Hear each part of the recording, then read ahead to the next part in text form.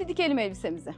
Evet arkadaşlar, şimdi elbisemizin dikimine başlıyoruz. Elbisemizin arka ortasında bir düz dikişimiz vardı. Şimdi kumaşımızı tersine katlıyorum. Arka ortasındaki kumaş kısmını şöyle üst üste denk getiriyorum. Ve hemen buradan dikmeye başlıyorum. Size tavsiyem, dikerken şöyle zikzakla uğraşmayın ya da overlockla sonrasında uğraşmayın. Temiz dikiş dediğimiz bir yöntem vardır. Şöyle kumaşımızı yarım santim kadar katlıyoruz. Ve bir yarım santim daha katladığımız zaman bakın şöyle temiz bir dikiş elde etmiş oluyoruz. Bunu ne kadar küçük yaparsanız o kadar iyi olur.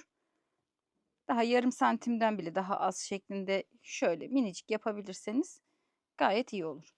Şimdi artık buradan dikmeye başlıyoruz bütün arka boyunca.